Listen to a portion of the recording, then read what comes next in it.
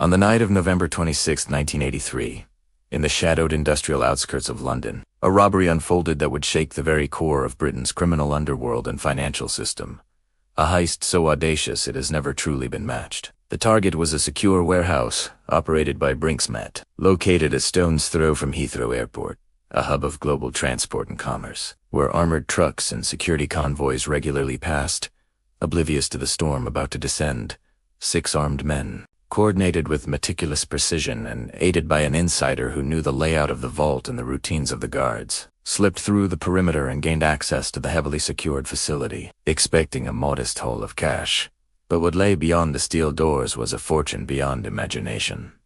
3 tons of gold bullion, stacked in neat, gleaming bars alongside diamonds and bearer bonds, valued at £26, 28 million at the time, a sum that would equate to over £300 million today. The robbers worked quickly, loading the gold into trucks with methodical efficiency, their every movement pre-planned and rehearsed. As alarms were temporarily circumvented and cameras avoided, the warehouse, a fortress in its own right, offering the illusion of safety to those who trusted in its security, yet proving that even the most sophisticated systems could be outwitted by careful planning and insider knowledge. Once the haul was secured, the men vanished into the night, leaving behind only questions and a scene that would puzzle investigators for months. Authorities arrived to find an empty vault, the magnitude of the theft registering immediately, and the British public would soon learn that this was no ordinary crime, but the beginning of a saga of greed, betrayal, and the murky underworld of money laundering. As investigators began tracing the movement of gold that had suddenly disappeared from sight, melting down into untraceable bars and entering legitimate markets, making it impossible to determine the final resting place of much of the loot. The heist sent shockwaves through the criminal underworld, as rival gangs and organized crime syndicates vied for pieces of the fortune, while law enforcement grappled with leads that frequently ended in dead ends. Suspects murdered or evidence destroyed, creating a labyrinthine investigation that would stretch over decades. The story of Brinksmat became legendary, not only for the audacity of the robbery itself, but for the dark chain of events that followed, including a series of brutal murders, unexplained deaths, and mysterious disappearances, as those who sought a share of the stolen gold met untimely ends, leaving a climate of fear and suspicion that permeated both the police investigations and the criminal networks, while the public, enthralled by the scale of the theft, watched as the story unfolded in newspapers, television reports, and whispered conversations in pubs across the nation. Investigators learned that much of the stolen gold had been carefully laundered, mixed with legitimate bullion, and reintroduced into global markets, making tracing impossible. A cunning tactic that demonstrated not only the robbers' foresight, but also the sophistication of organized crime at the time. While the men behind the operation became the subject of myths and legends, their identities, motives, and ultimate fates, a puzzle that has never been fully solved. And as the years passed, stories emerged of how the heist had funded criminal enterprises, facilitated the growth of gangs, and set a precedent for large-scale financial crimes in Britain. The Brinksmat robbery, in its audacity, planning, and aftermath, became a cautionary tale of how greed and opportunity could converge with lethal consequences, creating a legacy that would endure in both criminal lore and popular imagination, leaving a question that still resonates today.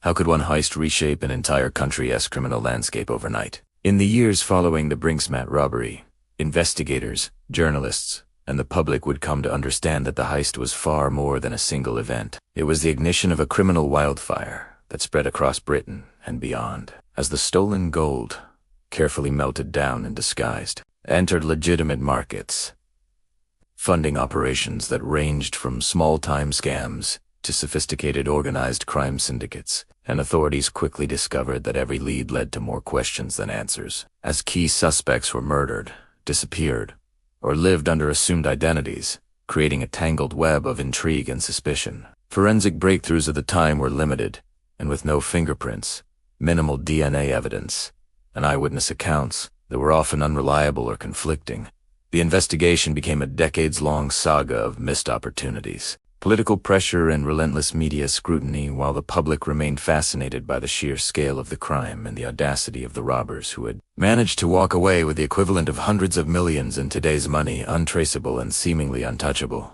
The ripple effects of the robbery were immediate and violent, as underworld figures fought to claim portions of the gold, triggering murders and disappearances that law enforcement struggled to connect to the heist, and the criminal networks that emerged from the brink fallout were responsible for a string of violent acts, each tied back to the initial robbery in some way, creating a chilling narrative of greed, betrayal, and ambition unchecked by law. Journalists over the years have chronicled the stories of insiders, informants, and peripheral figures who were caught up in the aftermath, revealing a world of bribery, intimidation, and cunning manipulation, as the stolen wealth was laundered through a combination of legitimate businesses, offshore accounts, and the clandestine jewelry market, effectively rendering much of the loot invisible to the authorities, and leaving a portion of the gold unaccounted for even decades later, fueling speculation that it may still exist in private hands embedded in rings, necklaces, and bullion around the world. The human cost of the heist, meanwhile, was staggering as men and women connected to the case, whether through knowledge, greed, or complicity, found themselves targeted with lives ended abruptly, families shattered,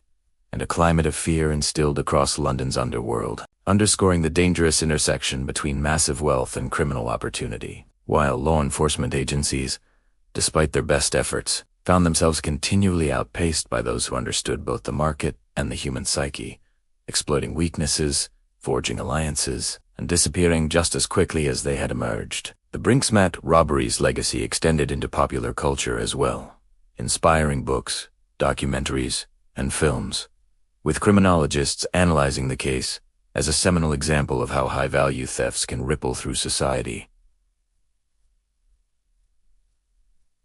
affect economies, and alter the trajectory of organized crime. While the unanswered questions, who ultimately benefited most, how much gold remains missing, and what exact fate befell each of the principal players, continue to captivate both historians and true crime enthusiasts. Even today, nearly 40 years later, the story resonates, not merely as a tale of stolen wealth, but as a cautionary chronicle of ambition, opportunity, and consequence. A stark reminder that in the world of crime, no act exists in isolation, and that a single night in 1983 reshaped the British criminal landscape forever, leaving a gold-laden echo that still whispers through London's shadowed streets, reminding us that some crimes are so audacious, so meticulously executed, and so darkly consequential that they become immortal, etched into both criminal lore and the national consciousness. A saga of glittering gold, untraceable wealth, and human ambition whose reverberations are felt to this day as investigators, historians, and the public continue to piece together the fragmented story of the Brinksmat robbery, a tale that began with a single night, a single vault, and ended with a legacy that refuses to be forgotten. The morning of November 26, 1983, marked the beginning of a story that would ripple through the criminal underworld for decades. The Brinksmat robbery was over in just a few hours, but its aftermath would be a long, bloody saga of betrayal, murder, and a desperate hunt for missing gold. This wasn't just a heist. It was the birth of a curse. The 6 robbers, led by Mickey McAvoy and Brian Robinson, had pulled off the crime of the century. But their triumph was short-lived. The sheer volume of gold, over 3 tons of it, was impossible to sell without attracting attention. They needed a specialist, someone who knew how to turn solid gold into untraceable cash.